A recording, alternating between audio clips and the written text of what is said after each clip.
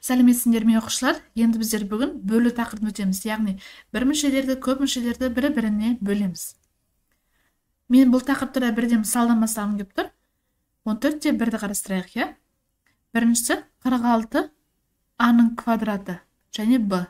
Оны бөлу керекпіз 2а-ға. Яғни мынау да бізде бір мүше, мынау да бір мүше. Сонда біздер енді бөлу бұл бізде бастауышта осылай жазатынбыз, е? 5-ші сыныптан бастап біздер бөлуді бөлшек түрінде жазғанбыз. А-ның квадраты б деп бөлуді біздер бөлшек сызып және 2а-ға бөлеміз. Егер де біздер осындай, енді мынаны осы жерде негізінен көбейтулер ғана тұр, арасында. Егер арасында көбейтулер тұратын болса, біз оны қысқарта аламыз. Яғни, мына а квадрат мына жақта 2, мына жақта 1, яғни а көбейтілген а деп алсақ, сол а-ның 1-імен мына бір а қысқарып кетеді. 46 мен 2-ні қысқартсақ болады. 2-де 2-ге бөлінеді. 2-ні 2-ге бөлсем 1 бізде қалады. Мына жерде 1 қалды, 46-ны 2-ге бөлсем бізде 23 қалды. Сонда бізде қалды 23, а-ның 1-і қалды және б қалды. Бөліміндегі 1-ді жазбай қоям. 1-ге бөлгенмен бәрібір сол нәрсе, екіншісін айтайын, көрсетейін. 50x y-тің квадраты бөлінген минус 5y болып тұр. Бұл жерде сол бірінші жай бөлшек түрінде жазып аламыз. 50x y-тің квадраты бөлеміз минус 5y-ке. Ал енді мына минусты ортасына жаза саламды. Y-тің 2 бар. Y-тің квадраты y көбейтілген y болады, оның біреуі мына y-мен қысқарып кетеді, біреуі қалып қояды. X тұра берсін, 50 мен 5 қысқарады, 10 қалады, 1 қалады. Сонда бізде мына жерде бірлері қалды, 10 жазбаймыз демек. 10 қалды, x қалды, y-тің біреуі қалды. Яғни 10x y шығады екен. Ал енді 14-те 2-де сәл басқаша. Бізде мынау біріншіміз көп мүше болып тұр. Бір мүше емес, уже көп мүше болып тұр, мынау. Ал мынауымыз бір мүше болып тұр. Сонда жазып алайын. Бірінші минус 20а плюс 12аб плюс 18асы. Оны бөлу керекпін минус 2аға. Сонда бөлшек түрінде жазбасам, бөлуді ғана бөлшек қылып жазамыз біздер. Минус 20а плюс 12аб плюс 18асы бөлінген минус 2а. Сонда бұл жерде енді көп мүше болған кезде біз бұлай қысқарта алмаймыз. Себебі бізде арасында көбейту емес башқында. Мынау өзі бір бөлектіне, мынау өзі бір бөлектіне, мынау өзі бір бөлектіне де. Үшеуі үш түрлі, бұлар ұқсас емес. Үшеуі үш жақта жатыр. Енді мен сендерге мынандай бір мысал келтіріп жүрген, қазір өшіріп тастаймын. Просто мына жаққа жазған кезде қызылмен жазып қойын, Мысалға біздер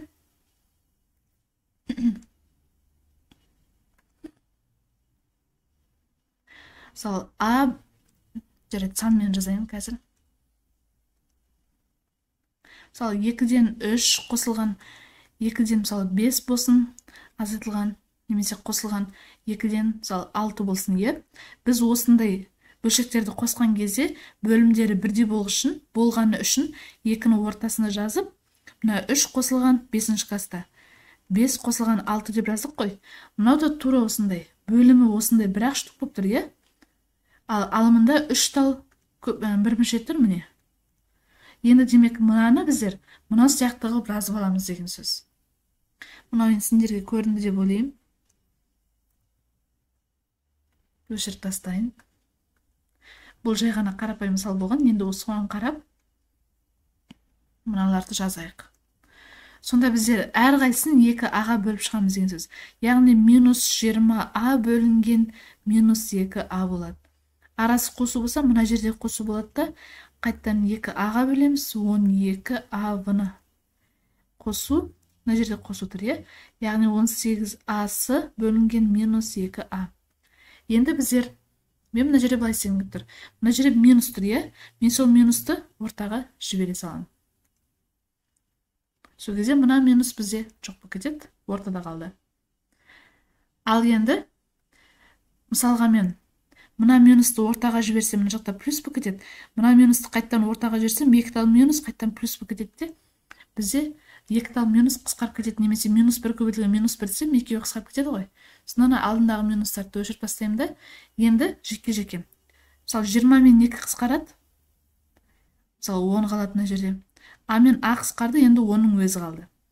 12 мен 2 қысқарады, 6 қалады, 1 қалады. Мына жерде 1 қалды, 1 қалды. А мен А қысқарады, Б-ның өзі қалды. 6 Б қалды.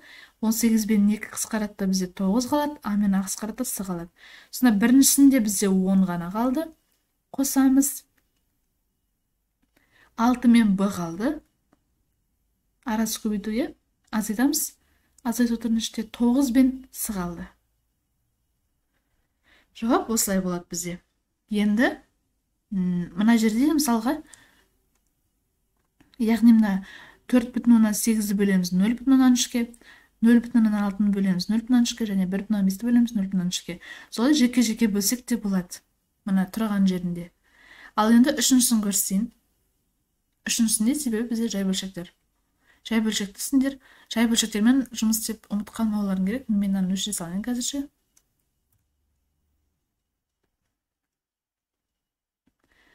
Яғни, менен тағы бір нәрсе айтайын сендерге. Бұны да мен басқа түспен жазып қойын. Кішкене көрінетін цвет. Мынамен жазып қойын. Мысалға біздер 5-тен 3-ті бөлейік.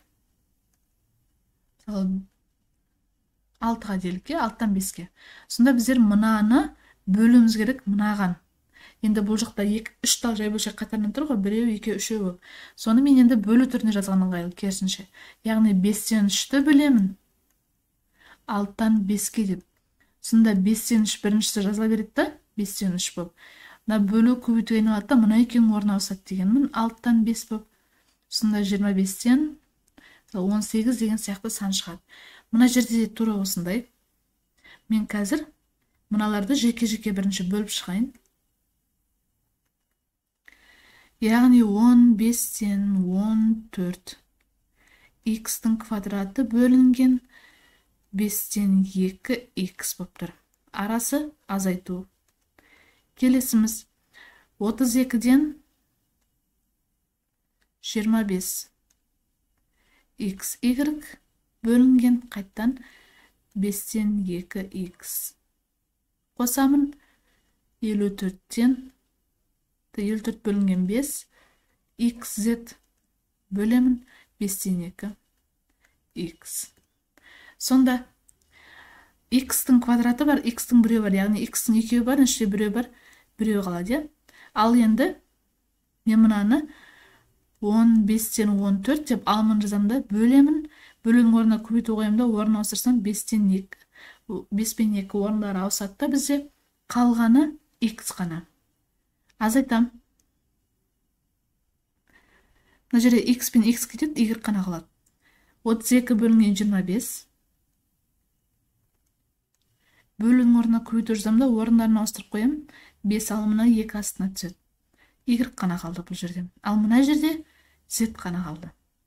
Қосамын. 54 бөлінген 5. Көбейту жазамын да 5 алымына 2 бөлімге кетеді. Z-тің өзі қалды.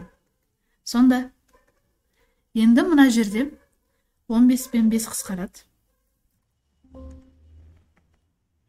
Мына жерде 3 қалады, 1 қалады. 14 пен 2 қысқарады, 1 қалады. 7 қалды, Сонда бізде бірінші бірінші мүшесінде 3-тен 7 x қалды. Екіншісінде 32 мен 2 қысқарса бізде 16 қалды. 25 пен 5 қалады. Арасы азайту. 5-тен 16 y қалды. Келесіміз қосу арасы. 54-ті 2-ке бөлсек бізде 27, 27. 5 пен 5 қысқарады өзі қалды. Сонда 27 z қалады екен.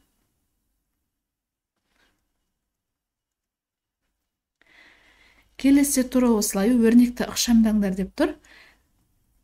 Біріншісін көрсетейін. Жеке-жеке бөліп шығамыз. Енді 2-ден 1, А-ның 7-сі, Б-ның 9-ы, бөлінген 6-тан 1, аның 5-і, бұның 6-сы.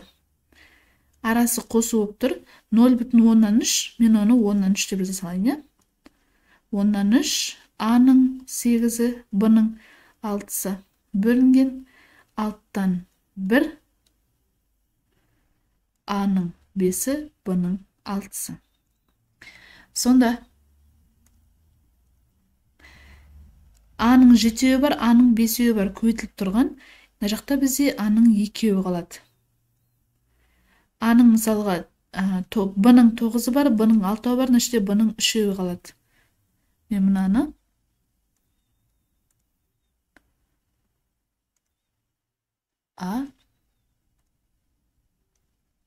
міне 7 емес 2 қалды. Ал мына жерде бізде аның 8-і бар, аның 5-і бар, бізде аның 3-і қалады. Бұның 6-і бар, 6-і бар, 6-і да кетіп қалады. Енді демек 2-ден 1-ді көбейтесің, 6 үстіне кетіп, 1 бөліміне кетіп. Бізде аның 2-і қалды, бұның 3-і қалды. Аның 2-і, бұның 3-і қалды. Қосамын, енді 10-нан 3-ті көбейту деп жазайын, 6 үстіне алымына 1 бөліміне кетіп, аның 3-і қалды. Б кет қалды бізде қысқарып. Сонда 6 мен 2-ні қысқартсақ бізде 3 қалады, 1 мен 1 керек емес. Сонда бізде 3 аның квадраты бұның кубы қалды. Арасы қосу бізде. Және 6 мен 10-ды қысқартсақ, бізде мына жерде 3 қалады. 10-ды 2-ге бөлсем 5 қалады. Сонда 5-тен 9 деген сан шықты. Аның кубы. 5-тен 9 бізде ол 1,5-тен 4 десеңдер болады. Сонда ол 1,8 болады. Немесе осы күйінде қалдырсаңдар болады. Енді С деңгейінің есебін шығарайық. Бұл жерде ешқандай қиындық жоқ. Бірінші мыналарды бөліп аламыз. Сосын мыналарды бөліп аламыз да оларды қосамыз. Қосқаннан кейін аның орнына -5-ті, бұның орнына 2-ні қояды екенбіз. Сонда 90-ды мен ауызша бөлейін, ана жақта уже. 90-ды бөлемін. Сарымен жаза берейін. 90-ды бөлемін 18-ге. Бізде 5 болады. Аның квадратын бөлем, аның квадратына 2 бізде қысқарып кетеді. Мына жақта бізде бөлген кезде 5 қалады. Неге діріліп тұр? 5 қалады. Енді бұның квадратымен бұ бізде бұның 1-і қалады. Яғни бұның 1-і қалады мына жерде. 1-і де жазбай қойын. Ал енді қосам. 0,14-ті бөлем 7-ге. Мына жаққа былай жазайын. 0,14-ті бөлем 7-ге. 2 тұржыштан, немесе 0,14-ті бөлем 7-ге десем, алымында бөлімінде мысалы 100-ге көбейтейін. 2 тұржытта 14 болады. Мына жақта 7 көбейту 100 қала берсін. 14 мен 7-ні қысқартсақ 2 қалды, 1 қалды. Яғни бізде 100-ден 2 ол дегеніміз 0,100-ден 2 деген сөз. Сонда бізде 0,100-ден 2. Енді аның квадраты бар, аның 1-і бар. Яғни аның 1-і қалады. Аның 1-і қалады. Ал мына жерде бұның 1-і, бұның 1-і, 2-і бізде жойып кетеді. Немесе қысқарып кетеді, жойылмайды, қысқарады бізде. Ал енді орындарына қояйық. Б дегеніміз бізде -5 деп, А дегеніміз бізде -5 деп тұр. Б дегеніміз 2 деп тұр. Сонда тең 5-те 2-ге көбейтсек 10 қосамыз. 0,10-нан 2-ні, 0,100-ден 2-ні -5-ге көбейтсем 5 2 10 ғой. Сол кезде 0,10-нан 1 болады. Бірақ -0,10-нан 1 болады. Сонда бізде 10-нан азайтамыз 0,10-нан 1-ді, ол дегеніміз 9,9 деген сөз. Келесінде де тура осындай бірден ауызша жасап тастаймын. Мына жақта қысқартқандарында 4,95-ті 2,2-ге бөліп көрейік. 4,95-ті бөлейін 2,10-нан 2-ге. Сонда 2 тұрғызсам 495 болады. Ал 22-ден 2 тұрғызсам 2 болады және 1 0 қосылып кетеді. 11-ге бөліп көрейін. 495 бізе 11-ге бөлінем екен. Негізі бөлінеді ол. Себебі 4-ке 9 қоссақ 5. 45 болу керек. Так, 49-ның ішінде 11 бізде 4 рет бар. 44 болады, 5 қалады, 5. 55-ның ішінде 5 рет бар. Яғни 45 қалады бізде қысқартсам. Ал мынаны 11-ге бөлсем 2 қалады. Яғни 20 қалды асында. Сонда 45 бөлінген 20 шықты. Ол дегенім 40-тың ішінде 20 бізде 2 рет бар ғой. 2 бүтін сол 20-дан 5 қалды. 45 болды, е? Сонда бізде 20-дан 5 дегеніміз 2 бүтін қысқартқанда 1 қалады, 5-ке бөлсем 4 қалады. 2 бүтін 4-тен 1. Ол деген 2 бүтін 25 деп жазсақ болады. Сонда бізде 2 бүтін 25 x-тің кубы бар, x-тің кубы 2 бірге қысқарып кетеді. Y-тің 4 дәрежесі бар, Y-тің 2 қалады демек. Y-тің квадраты кетеді. Сонда бізде Y-тің квадраты қалды. Біріншісінен, екіншісінен мен мына жаққа мен жазып көрейінші, жазылам екен. Әдемі болма. 77-ні бөлейін 0,77-ні бөлейін 0,11-ге. Алымында бөлімінде 100-ге көбейтсек 2 түрілі 11 болады. Мына жақта 77 көбейту 2 түрілі біздер 100-ге көбейттік, е? Сонда 77 мен 11 қысқаратта 1 қалады, 7 қалады. Сонда бізде жауап 700 болады. Яғни 700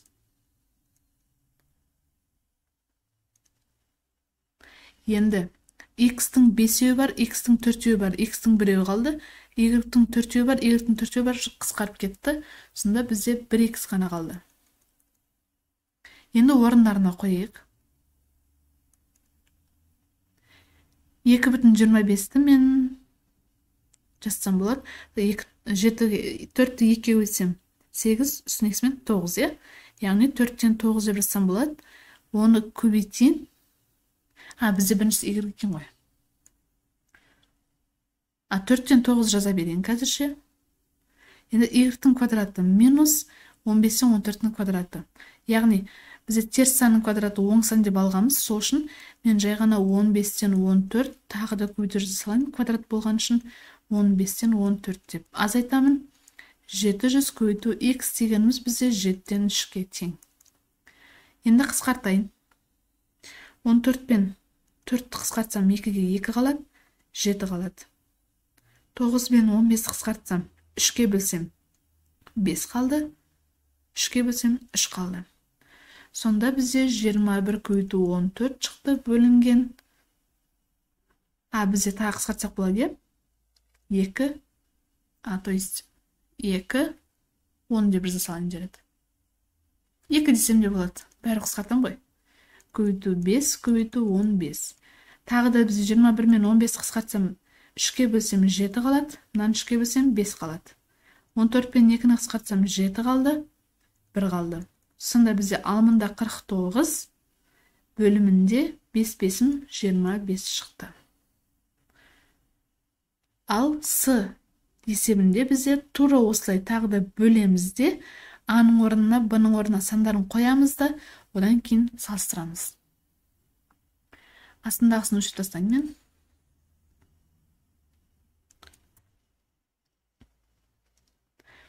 Үш бүтін оннан 5-ті 7-ге бөлсем,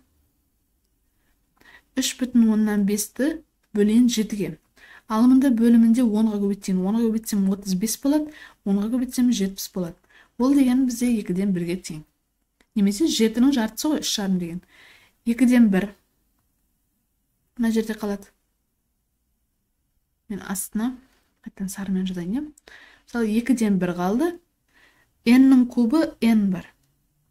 N-ның 1-еуі бар. Яғни n-ның квадраты қалды. M бір-бірден ол болды уже бізде. Мен екіншісін шығарып кетмеймін, жарайды бола берсін. Енді 5,7-ні 19-ға бөлейін. Тура осылай. 5,7-ні 19-ға бөлсем, алымында бөлімінде 10-ға көбейтсем, 57 бөлем 19 көбейту 10 дейін. кыскартканда бизде мына жерде 3 калат. Сонда бизде 10-нан 3 чыкты. Яғни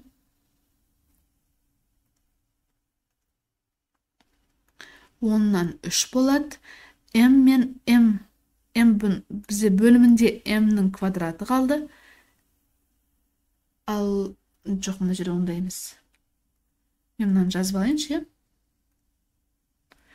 Так, N бизде калды. N жок экен ғой.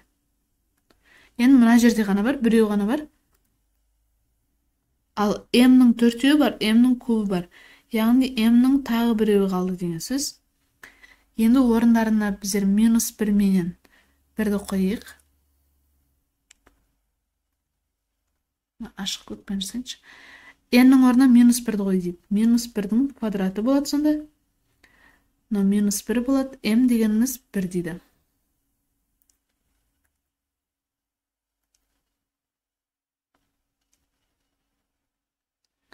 Сонда бізде -1-дің квадраты жай ғана 1 болады. Демек 2-ден 1 қалады. Енді мына -1 мен 1-ді көбейтсем -1 шығады. Яғни мына жақтан -10-нан 3 шығады. Әрине оң сан бізде үлкен болады. Біз біреу оң сан, біреу теріс сан болып тұр ғой. Осымен осы тақырыптағы есептерді талқылап болдық. Егер видео ұнаса, лайк басып, каналға тіркеліп кетеміз. Менде осылай барлық тақырыпқа видео сабақтар болады YouTube'да. Сол үшін каналға тіркеліп, егер де түсінбей жүрген тақырыптарың болса, менің каналымнан іздеп көрсеңдер болады.